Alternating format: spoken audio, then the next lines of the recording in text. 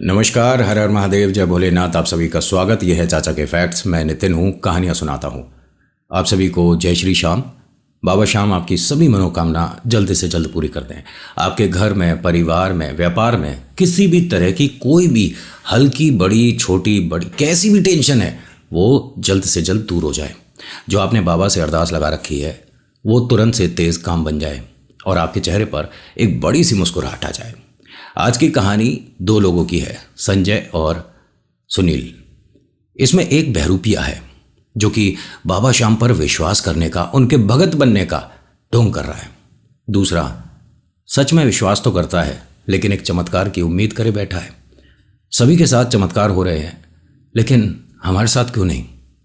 विस्तार से बताऊंगा और हो सकता है कि आज की कहानी सुनने के बाद आपका ये जो विश्वास थोड़ा सा डगमगा जाता है ना, ये लाइन पर आ जाए।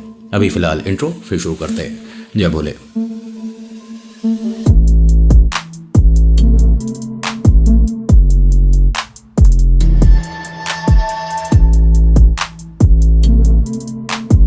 अगर कहानी आज की आपको पसंद आती है तो प्लीज़ चैनल को सब्सक्राइब करिएगा, बेल आइकन दबाइएगा और ऑल के ऑप्शन को दबाना।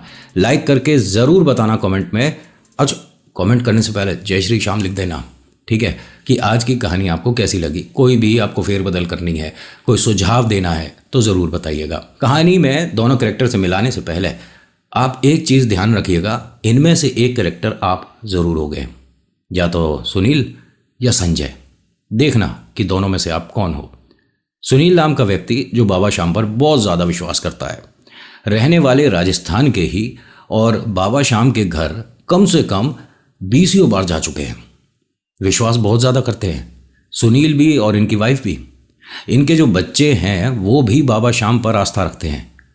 लेकिन ये कैसा विश्वास है जो हर दूसरे दिन डगमगा जाता है? इनकी जो धर्मपत्नी है वो कहती हैं कि जब से हमने बाबा श्याम को अपनी ज़िंदगी में शामिल किया है तब से हमारे साथ बहुत ज़्यादा अच्छा तो हुआ नहीं और चीज़ें ख़राब होती जा रही हैं। क्या हम पूजा पाठ गलत कर रहे हैं? क्या कोई और तरीका है?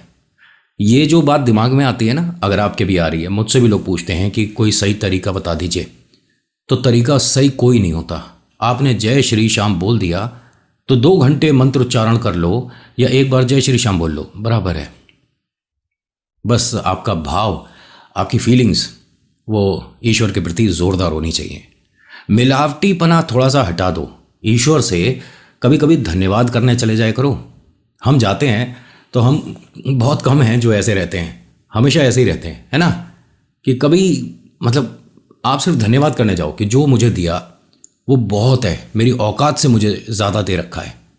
हर बार हम ऐसे ना जाकर ऐसे जाते हैं, मुझे ये दे दो, मुझे वो दे दो, ठीक है? आप सच में, मैं ज़्यादा बड़ी बात नहीं बोलूँगा, एक छोटी सी बात है, ईश्वर का सिर्फ धन्यवाद करना शुरू कर दो और फिर देखो चमत्कार ऐसे होने लग जाएंगे कि धन्यवाद की लाइन लग जाएगी। होता क्या है कि सुनील और संजय, वैसे ये दोनों दोस्त हैं लेकिन बहुत ज़्यादा घनिष्ठ मित्र नहीं हैं। संजय जो है बहुत बड़ा बहरूपिया है।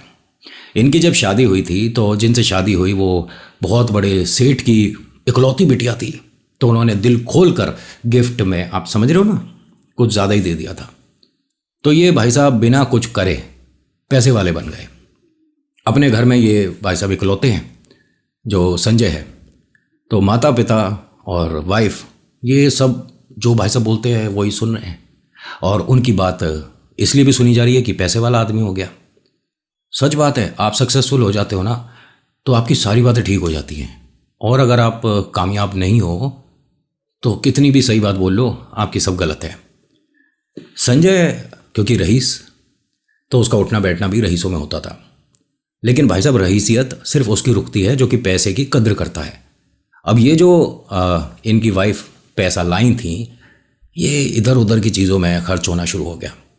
जो पैसे वाला है वो इन्वेस्टमेंट करता है, कहीं ना कहीं 1 का 2 रुपया बनाएगा, संपत्ति में लगाए, ज़मीन पे लगाए, गहने खरीदे।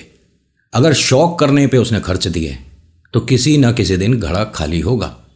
अब वो समय आ रहा था जब इसका घड़ा धीरे धीरे खाली हो रहा था। अब ऐसे में ना ज़्यादा पढ़े लिखे हैं, ना इन्हें भाई साहब को कोई हुनर है। अगर हाथ का कारीगर होता है वो ज़मीन से दोबारा खड़ा हो जाएगा, है ना? अब इन्हें समझ नहीं आ रहा था कि चीज़ें कैसे क्या होंगी। भाई ये लग्जरी गाड़ी खरीद ली अब इसकी मेंटेनेंस, एक की जगह 3 खरीद ली। अब धीरे धीरे करके जब घड़ा खाली होता है तो शौक जो कि हमारे मुंह लग जाते हैं उसे कंटिन्यू करना बड़ा भारी पड़ता है। अब इनका खाना पीना, महंगी बोतलें, बोतल समझते हो ना, तो अब उसकी जगह थोड़ी सी सस्ती बोतल आ गई। कुछ समय और बीता, थोड़ी और सस्ती हो गई, लेकिन ये गलत आदत छूट नहीं रही थी। और ये जो नए नए रईस होते हैं ना, इन्हें अपने आसपास 4-5 लोग ज़रूरी होते हैं कि मेरी बात सुने, जो मैं कह रहा हूँ उस पर ताली बजाएं, जो मैं भाई जा वहाँ से माचिस ले आ, जा वहाँ से मिठाई ले आ, तो एक आदमी चाहिए ना। तो ऐसे बनावटी रईसों को अपने आसपास ऐसी पलटन चाहिए, और जो ऐसी पलटन होती है वो ऐसे रईसों को अच्छे से जानती है। इनकी थोड़ी आओ भगत करती है, मुफ्त में अच्छी पीने को मिल जाती है, अच्छा खाने को मिल जाता है। जब इसका पैसा खत्म होगा तो तू कौन और मैं कौन। संजय भाई साहब का पैसा धीरे धीरे खत्म हो रहा था, सुनील का विश्वास खत्म हो रहा था।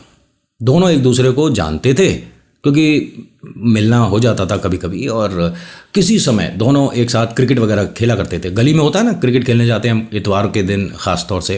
होता क्या है कि आज सुनील बहुत ज़्यादा परेशान था। ये जिस वक्त की बात है, घर से बहुत सारे ताने सुनकर बाहर निकल रहा था। अच्छा हाँ, सुनील का काम स्क्रैप का है। आपके घर में लोहा, टीन, प्लास्टिक वगैरह इकट्ठी हो जाती है, बाहर जाती है, फिर रिक्शा कहीं और जाती है ना, तो जिस दुकान जाती है ऐसी एक दुकान इनकी है। ये अपने खाना वगैरह खाकर दुकान पर वापस जा रहे थे, दोपहर की बात थी। इनकी वाइफ ने बहुत बहुत ज़्यादा उल्टा सीधा बोल दिया। और देखिए वो भी परेशान है, और अगर कोई वाइफ दुख में है तो अपने हस्बैंड से नहीं, किससे, पड़ोसी से कही। उनके कहने के शब्द थोड़े से तीखे थे। इनकी आंखों में आंसू थे, लेकिन अगर आंख से आंसू गिर जाए तो मर्द कैसा। अकेले रो लेते हैं, लेकिन सबके सामने बिल्कुल नहीं भाई, ऐसे तो हम कमज़ोर दिखेंगे। ये स्कूटर स्टार्ट करने ही वाले थे, तभी आकर उन्होंने और सुनाना शुरू कर दिया। उन्होंने ये और बता दिया कि जो स्कूल से लेटर आया हुआ है ना, इस पर साइन करके भेजना है। कल इनकी डायरी में जो कागज़ आया है, 2 महीने से फीस नहीं गई है बच्चों की, और उन्होंने कहा है कि बस अब या तो आप 6 महीने की जमा करोगे या निकल जाओ। नहीं नहीं, मैं जमा कर दूंगा, इस पे 1 रुपया नहीं है, जमा कहाँ से करेगा। मैं कल स्कूल में पक्का पैसे जमा कर दूंगा, आप देख लेना, या तो बच्चों को घर बैठा लो या पढ़ा लो। हाँ हाँ, हम करते हैं, व्यवस्था करते हैं। ये जो भाई साहब है ना, दिल खोल कर लोगों की मदद कर दिया करते हैं। इनकी जो बड़ी बहना है, उनके हस्बैंड को पैसे की ज़रूरत थी, तो इन पे एक छोटी सी ज़मीन का टुकड़ा था, वो बेच के उनकी मदद करती। अपने पैसे दोबारा मांगे तो रिश्ता टूट गया था। हाँ, बड़ी बहन ने अब आना भी बंद कर दिया, 2-4 साल से राखी वगैरह कुछ नहीं। कितनी जगह से ये परेशान है, क्या क्या गिनाऊं। और ऐसे आदमी का विश्वास देखिए, लगातार 20 बार मतलब बाबा शाम के जा चुका है, और उम्मीद कर रहा है कि शायद अब ठीक हो जाए, शायद अब ठीक हो जाए, लेकिन सब गड़बड़ होता जा रहा था। बच्चों की फीस के सोचते सोचते अपनी दुकान पहुंचता है। बहुत परेशान था, हिसाब किताब लगा रहा था कि गले में भैया पैसे ही नहीं है, मैं कहाँ से जमा करूँगा, और वो भी 6 महीने की। इसके यहाँ एक लड़का काम करता है, उसने पूछा भैया आप बहुत ज़्यादा परेशान हो, क्या हुआ है। अरे यार, मतलब ऐसा लग रहा है कि जीवन ख़त्म सा हो गया। मैं इतने समय से मेहनत कर रहा हूँ यार, पैसे ही नहीं जोड़ पाया। सच में यार, पैसा बहुत ज़रूरी होता है। छोटू तू ना भाई मेरे वाली गलती मत करियो, जब तक पैसे ना जुड़ जाएं शादी मत करियो। जिम्मेदारी आती है ना बाद में, तो खैर और बता, कुछ सामान वगैरह आया। हाँ भैया सामान आया था, ये सामान आया है, पेमेंट वगैरह कर दी थी। आपको कोई आदमी पूछने आया था, उसने क्या नाम बताया था, मेरे को शायद संजय बताया था। सुनील ने कहा कि संजय यहाँ क्यों आया था, कि उनके घर में एक कमरा है जो उन्होंने खोला है, स्टोर रूम, उसमें बहुत सारा स्क्रैप है, तो वो कह रहे हैं कि आप चले जाओ और सामान ले आओ। चल ठीक है, रिक्शे वाले को बुला। रिक्शे वाले से बोला कि मेरे साथ साथ चल। अब संजय ये जानता था कि वही आदमी है जो उसका दोस्त भी है और कभी कभी आता है। ये उसके घर पहुंचे तो संजय ने कहा कि हाँ मैं तेरी दुकान पर आया था, तू था नहीं, अब इस कमरे में देख ले भाई, जो जो सामान है सब निकालना है, मैं बता इसके कितने पैसे मिलेंगे। उसने सामान देखा, पैसे बताए, फिर कहा कि यार लेकिन देख आपसदारी वाली बात है, मैं ये सामान बेच के तेरे को पैसे दे दूँ।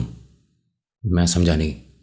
यार तुम लोग तो जब सामान लेते हो, रद्दी है, कागज़ है, तोलते हो, पैसे दे देते हो, बाद में कौन देता है।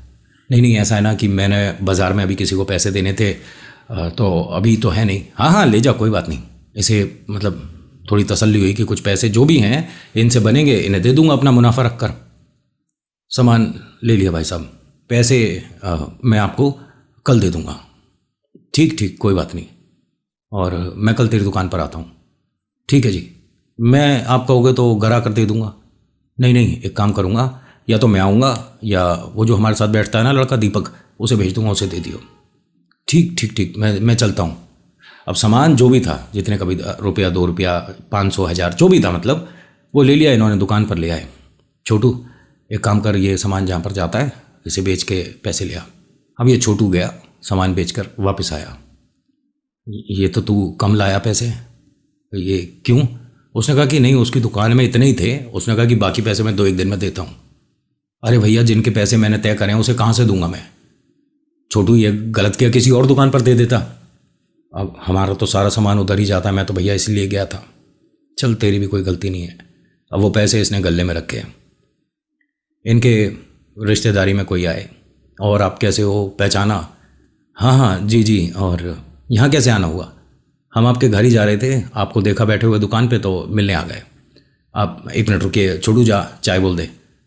कोई 3 आदमी थे, और उनमें से एक को ये जानता था कि यहाँ आना कैसे हुआ।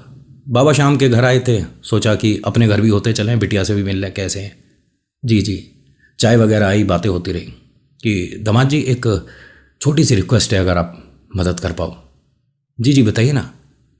वो कहते में तो बड़ा अजीब लग रहा है, हम अपने बच्चे का यहाँ दाखिला कराना चाह रहे हैं।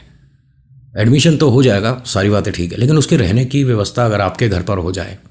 हाँ हाँ, क्या बात कर रहे हो आप? बच्चे जैसे हमारे वैसे आपके? बिल्कुल, कोई बात नहीं। उन्होंने कहा, मैं देखो बोल रहा था ना कि दामाद जी बहुत अच्छे हैं। ये बहुत बड़ी गलती है, अपने बड़े से मुंह से छोटा सा ना कहना सीख लो, आगे दिक्कतें कम होंगी। भाई साहब ने हाँ कर दिया, बच्चे से मिलवाया, इसका एडमिशन कराया। 7th क्लास का बच्चा है। उसने हाथ वाथ जोड़े, इनके पैर छूने लगा तो उसने कहा, नहीं नहीं, पैर नहीं, बस ठीक है। तेरे घर पर देख बहन भाई हैं, वो तेरे साथ खूब खेलेंगे और एक ही उम्र के हैं। इसका एडमिशन एक बेहतरीन स्कूल में हुआ है, यहाँ के एक अच्छे स्कूल में। चाहते तो ये अपने किसी और रिश्तेदार के छोड़ सकते थे, लेकिन मुर्गी सस्ती जहाँ मिले वहाँ से उठा लो। ये भाई साहब ने कहा कि आप घर पहुँचिए और मैं भी आऊँगा, रात को आऊँगा।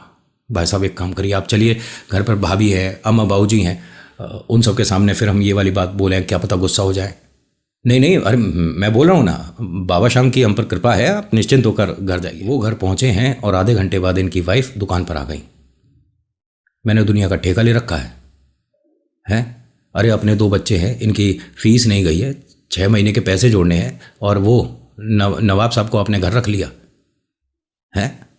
वो बच्चे को छोड़कर जाने की बोल रहे हैं कि आज रात की उनकी कोई ट्रेन है, आप मना करिए, वो हमारे घर पर कैसे रहेगा, हमारी खुद की व्यवस्था ठीक नहीं है। अरे बाबा शाम सब ठीक कर देंगे। अरे कैसे ठीक हो जाएगा ये तो बताइए, कोई चमत्कार होगा, कोई घड़ा मिल जाएगा, पड़ा हुआ पैसा मिल जाएगा, क्या हो जाएगा? देखो मैं थोड़ा परेशान हूँ आज, मेरे से ऐसी बातें मत करो।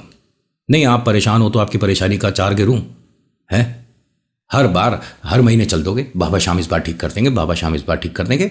अरे बाबा शाम की तस्वीर जिस दिन से रखी है ना घर में, उस दिन से परेशानियां हो रही है, निकाल कर बाहर फेंको। वो जो एक लिमिट थी वो क्रॉस हो गई। इन्होंने तेज तेज बात करना शुरू कर दिया। राजू आता है, कहता है कि भैया आसपास की सभी दुकान वाले देख रहे हैं, बस शांत हो जाओ। वो बस ये कह रहे थे कि या तो मुझे मार दो या मुझे वक्त दे दो। मार दो, बात खत्म हो गई, ठीक है? हाई पैसा जो हो रहा है, मार दो। नहीं जोड़ पाया मैं पैसे, मैंने किसी चीज़ में गलत खर्च दिए क्या? अरे भैया नहीं चल रहा व्यापार तो क्या करूं, दिक्कतें हो रही है, क्या करूं? तो उसने कहा दुकान बेच दो ना फिर।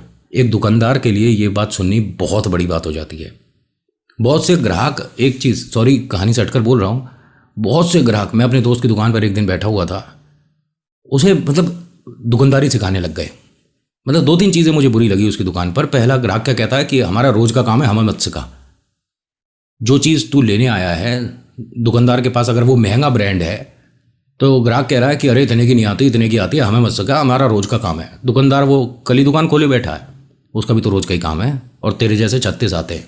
पहले ग्राहक भगवान का रूप होते थे, आजकल तो राक्षस का रूप लेकर आ रहे हैं और मोबाइल खोलकर ऑनलाइन दिखाने लग गए कि ये इतने का आ रहा है।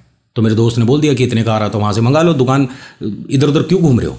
तो उसने कहा तू सिखाएगा हमारे को, दुकान में ताला लगा दे, बेच दे इसे। उस टाइम वो दुकान से खड़ा होकर जवाब देना था किसी और तरीके से। फिर मैंने कहा ग्राहक है यार, क्या बेकार की बात कर रहा, बैठ जा। कह रहा भैया बोल क्या रहा है नितिन, ये तो देख ले से, दुकान में ताला लगा दे, बंद कर दे, अब ये सिखाएगा मुझे दुकानदारी। मैं बस ठीक है यार, लेकिन मैं आपको एक बात बता रहा हूँ छोटी सी, कभी भी दुकानदार को ये मत बताओ कि तुझे दुकानदारी नहीं आती है, पता नहीं कितने चला देगा वो, ठीक है। और उसे ये भी मत कहो कि हमारा तो रोज़ का काम है। ऐसे लोग मूर्ख हैं ग्राहक दुकानदार के सामने। खैर मैं वापस कहानी पर आता हूँ। आपसे प्रॉमिस किया था कि इधर उधर नहीं जाऊँगा, फिर भी बातों में से बात निकली तो बता दी। होता क्या है कि जैसे ही इनकी वाइफ ने बोला कि दुकान नहीं चल रही तो बंद कर दो, इन्होंने कहा ठीक है, अगर 3-4 दिन में कुछ व्यवस्था नहीं हुई तो दुकान के पैसे पकड़ लूँगा। ये बात सुन ली किसने? दीपक ने, जो आया था अपने पैसे लेने, अपने नहीं संजय के पैसे लेने। संजय को जाकर उसने बता दी कि भैया चलती रोड पर दुकान है उसकी और पैसों की बहुत ज़्यादा ज़रूरत है, पैसे पकड़ लेते हैं, उसे दे देते हैं। इसकी खुद की हालत ढीली है, दोस्तों के सामने ही तो पैसे वाला है, रियलिटी में तो अकाउंट खाली हो चुका है, घड़ा आधा खाली है इसका भी। लेकिन अब उसने बताई अच्छा संपत्ति बिक रही है, वो जो स्क्रैप का काम करता है उसकी, किसी को ग्राहक बनाकर भेजो, बात करवाओ। एक तीसरे आदमी को भेजा गया। तीसरे आदमी ने कहा कि वो दुकान की बात करनी थी। भाई इतनी जल्दी, इसने बोला और आदमी आ गया सामने। उसने कुछ भारी सी रकम भी निकाल कर सामने रख दी। इसने कहा कि देखिए ऐसा है, ये पैसे वगैरह उठा लीजिए, मैं नहीं बेच रहा हूँ दुकान। नहीं नहीं, अरे हमें तो किसी ने बताया था कि आप दुकान बेच रहे हो, इसलिए हम आए थे। देख लीजिए, इसमें हिसाब किताब बन जाएगा, पैसों में क्या करें, कभी कभी ऊपर नीचे हो जाता है, रख लीजिए। उसने कहा जी मैं नहीं रख रहा, ठीक है, और मेरे का मतलब है आपसे। तभी आ गया संजय। संजय ने कहा कि वो सुनील भाई पैसे चाहिए थे। हाँ आज तो नहीं हो पाए, मैं आपका कल देता हूँ ना, पेमेंट करता हूँ। अच्छा वो जो मेरा सामान आया था कहाँ है? वो तो भैया बेच दिया है, जिन्हें बेचा है वो पैसा कल देंगे। पूरी बात में कहीं भी ये झूठा है सुनील, कहीं से भी झूठा नहीं है ना। हर बार बस बाबा शाम की तरफ देखने लग जाता है कि बाबा ये क्या हो रहा है। हर बार जब आंखों में आंसू होते हैं बाबा का देख, मतलब बहुत परेशान। संजय जी ने कहा कि अच्छा ये कोई बड़ी डील चल रही है, मैं कल ले लेता हूँ पैसे। नहीं नहीं डील कोई नहीं चल रही है, ये भाई साहब गलत आ गए थे। भाई साहब मुझे नहीं बेचनी। बेचनी? दुकान बेच रहे हो क्या? अच्छा ये कितने पैसे दे रहे हैं? मैं इसे ज़्यादा दे दूंगा। नहीं नहीं भाई साहब मुझे बेचनी नहीं है, बेचनी हो तभी तो पैसों की बात करूंगा, मुझे नहीं देनी है दुकान, जाइए। अब यहाँ संजय ने क्या खेल खेला, उस आदमी को देखते हुए बोलता है कि वैसे आप रहते कहाँ हो? मुझे कहना तो नहीं चाहिए लेकिन एक संपत्ति मैंने भी देखी थी, वहाँ पैसों में थोड़ी सी कमी पड़ रही थी। अगर आप चाहो तो कुछ मुझे उधार दे दो, मैं जल्द पूरे करा दूंगा। मैं आपको जानता नहीं, एक मिनट, ये भाई साहब आप जानते हो ना? यहाँ सुनील से पूछा। सुनील ने देखा उस आदमी को जो आया है पैसे लेकर दुकान खरीदने, फिर देखा संजय को।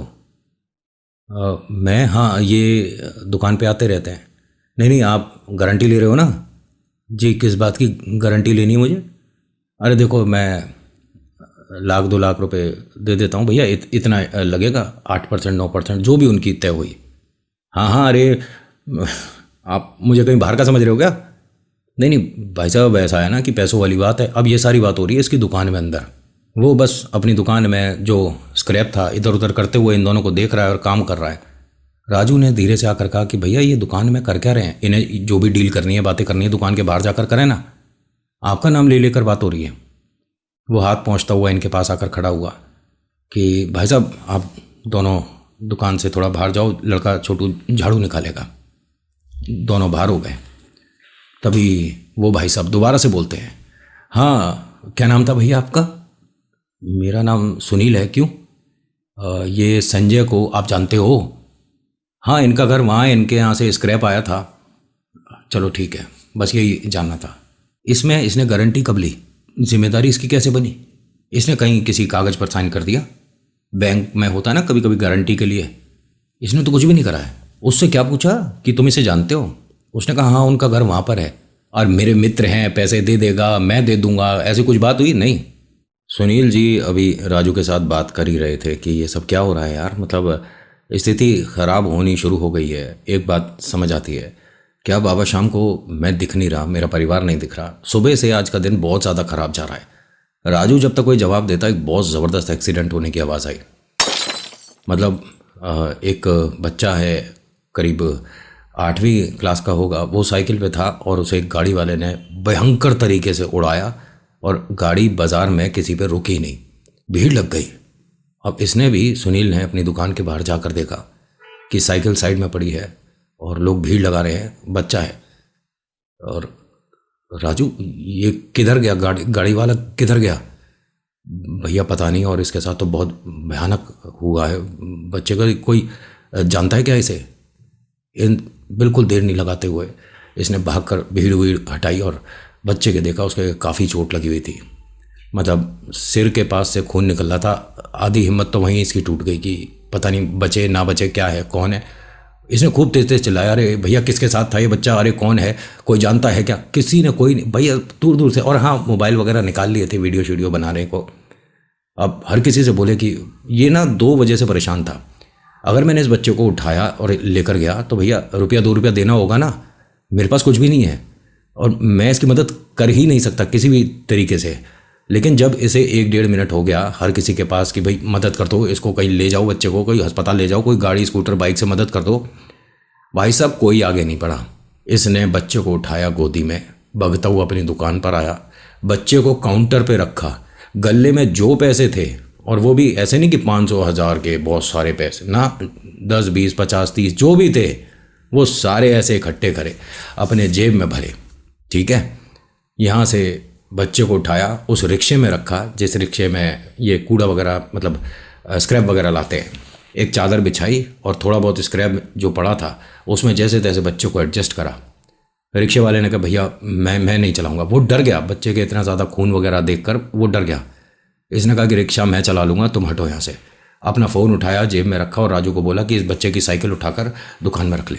यहाँ से ये रिक्शा, ये कहता है कि मुझे नहीं समझ आ रहा था और बड़ा मुश्किल है वैसे, अगर 3 पहिए वाला रिक्शा कोई पहली बार चलाए उसके लिए बैलेंस करना मुश्किल है, लेकिन ये कह रहा है कि मैं चला ही नहीं रहा था, कोई और ही चलवा रहा था मुझसे। मुझे बिल्कुल नहीं समझ आ रहा था कि मैं कैसे अस्पताल तक पहुंचा हूं, बीच में कोई ट्रैफिक नहीं मिला, कोई लाल बत्ती नहीं, कोई कुछ नहीं, ऐसी रोड साफ हो रही थी मेरे लिए कि भैया तेरे लिए रास्ता बन रहा है। जब ये अस्पताल आया, आने के बाद सामने इमरजेंसी पे 3-4 लोग खड़े हैं जैसे कि इसका इंतज़ार कर रहे हो। भाई साहब रोकिए, साइड में रिक्शा रोकिए। बच्चे को उठाया, वो सीधा अंदर ले गए।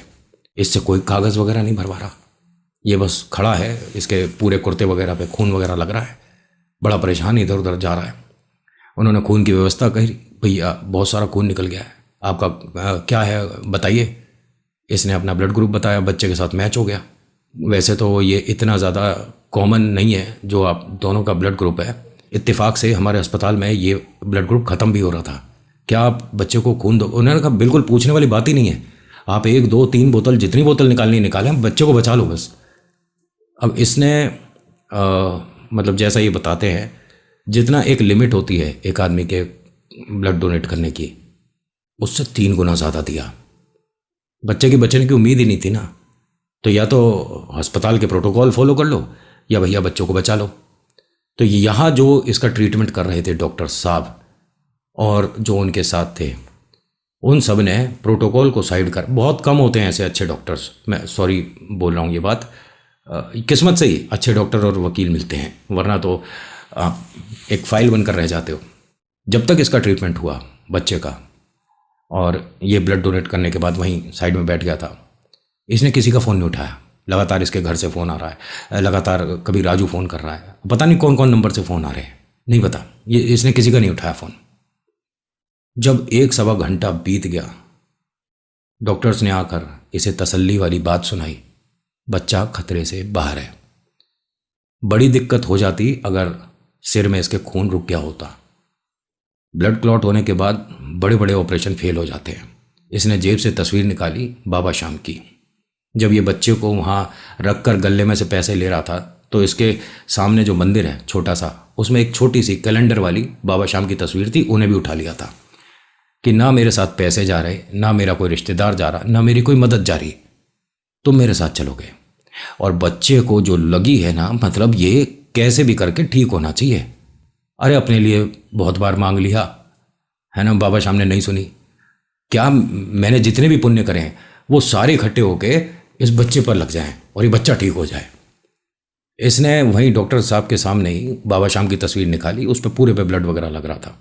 माथे लगाता है कि सब ठीक कर दिया इन्होंने, मैं किसको बताऊं भाई।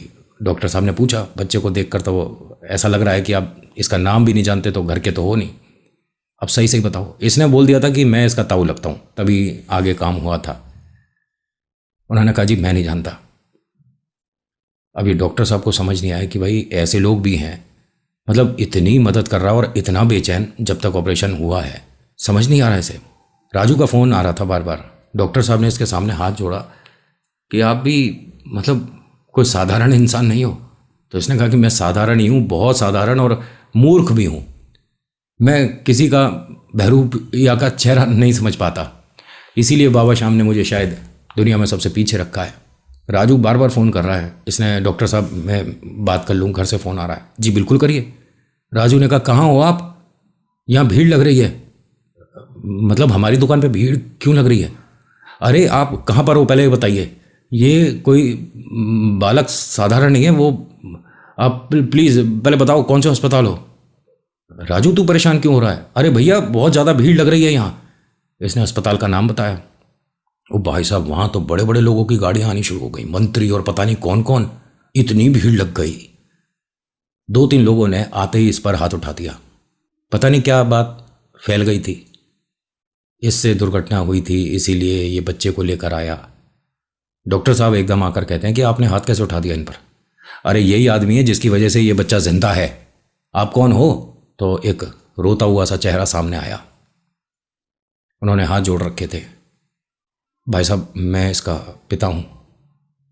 अरे आप तो ये कोई बहुत बड़े मंत्री हैं, बहुत ही बड़े, मतलब इनका नाम जैसे मना किया है बताने के लिए, तो डॉक्टर साहब ने उन्हें देखते ही पहचान लिया।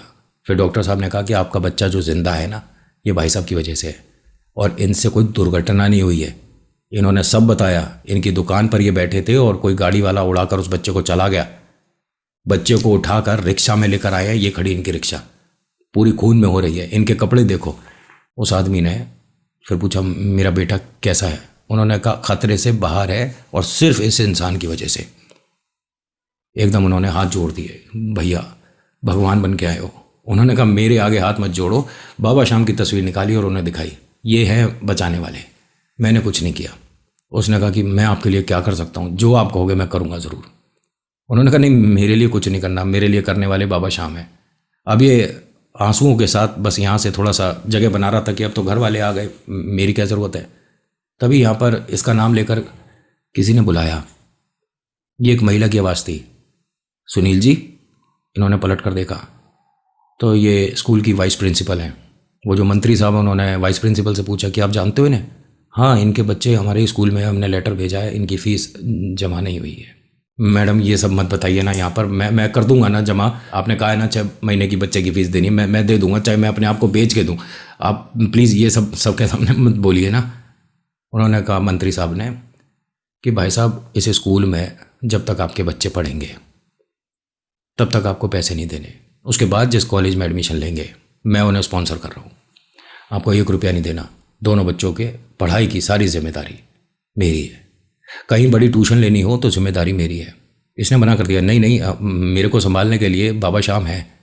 इनकी आंखों में आंसू थे, पैरों में बैठ गए कि बाबा श्याम ने भी मुझे कम नहीं दे रखा। बाबा श्याम की मेरे ऊपर खूब एक कृपा है, और आप बाबा को मानने वाले भैया, इसी वजह से मेरा बच्चा बच गया, वरना क्या पता क्या हो जाता। इनकी आंखों से आंसू नहीं रुक रहे। इनकी वाइफ भी ज़मीन पर बैठ गई मंत्री साहब की, और वो हाथ जोड़ के कहती हैं कि बड़े भैया मैं आपकी बहन जैसी हूँ, प्लीज़ हमें ये करने दीजिए। अब वाइस प्रिंसिपल ने जब इनकी तरफ देखा, इशारा किया कि भाई वो भी अपनी तरफ से जैसे मदद करना चाह रहे हैं, उनकी गलती क्या है, लेकिन आपने जो किया बहुत बड़ा काम है। हम तो कुछ भी नहीं कर रहे कि हम आपके पास बच्चों की फीस दे रहे हैं, कुछ भी नहीं। आपने बच्चा जिंदा है इस वजह से, मतलब कोई कंपैरिजन है ही नहीं। इसने हाँ कर दिया। कुछ देर में भागते हुए इनकी वाइफ और राजू भी आ गए। आप ठीक हो? आप ठीक हो? जी जी मैं बिल्कुल ठीक हूँ। और तुम यहाँ कैसे? राजू ने बताया कि ऐसे कोई अस्पताल बच्चे को लेकर आया। बच्चा ठीक है? बच्चा ठीक है। अब तुम दोनों चलो, मैं रिक्शा लेकर आता हूँ। जैसे ही जाने लगे तो मंत्री साहब ने रोका। आपका फ़ोन कहाँ है? फ़ोन दिया, उसमें अपना नंबर रखा है इन्होंने जो पर्सनल है। कभी भी कैसी भी कोई बात हो, बस आप एक बार मुझे ज़रूर बताइएगा। मैं आपके बड़े भाई जैसा हूँ, तो बस आज के बाद ये रिश्ता कभी नहीं टूटेगा। वो 2 दिन बाद भाई साहब आए दुकान पर पैसे लेने। कौन? जो डील कर रहे थे, याद आ गई? संजय और वो आदमी आया था कि वो आपने गारंटी ली थी, पैसे दे दो। मैंने गारंटी कब ली थी?